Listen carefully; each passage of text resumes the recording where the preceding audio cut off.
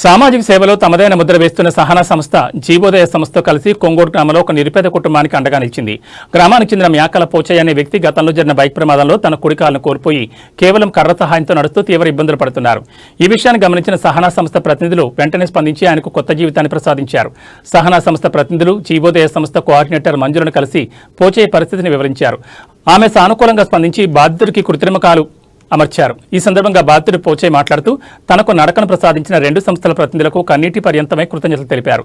సహనా సంస్థ చైర్మన్ సత్యనారాయణ మాట్లాడుతూ తమ సంస్థ కేవలం వ్యక్తిగత సహాయాలకే పరిమితం కాకుండా గ్రామాల అభివృద్ధికి బహుముఖ వ్యూహంతో పనిచేస్తోందని తెలిపారు. బాల్య వివాహాల నిర్మూలన, బాల కార్మిక రహిత గ్రామాల లక్ష్యంగా అవగాహన కల్పిస్తున్నామన్నారు. అంతరించిపోతున్న భజన, కోలాటం, తబాలా, వీణా వంటి గ్రామీణ కళలను నేటి తరం పిల్లలకు నేర్పించాలనే సంకల్పం తీసుకున్నట్లు వెల్లడించారు. ఆరోగ్యకరమైన జీవనంపై గ్రామ సభల్లో ప్రజలను చైతన్యపరుస్తూ కేంద్ర రాష్ట్ర ప్రభుత్వ పథకాలపై అవగాహన కల్పిస్తున్నామన్నారు.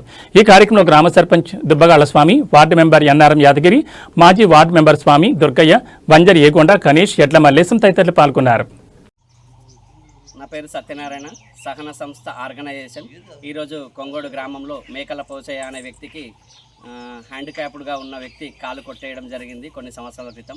ఈరోజు అతనికి హాస్పిటల్ జీవోదయ సంస్థ వారితో మాట్లాడి నిన్నటి రోజున కాలు పెట్టించడం జరిగింది. గ్రామంలో గ్రామ పెద్దలు సర్పంచ్ గారిని ఆధ్వర్యంలో పెట్టించినని చెప్పడానికి ఈ విషయం తెలియజేస్తున్నాం. గ్రామ ప్రజలందరూ సహకరించినందుకు సహన సంస్థకు జీవోదయ సంస్థకు సహన సంస్థకు కృతజ్ఞత, అభినందనలు.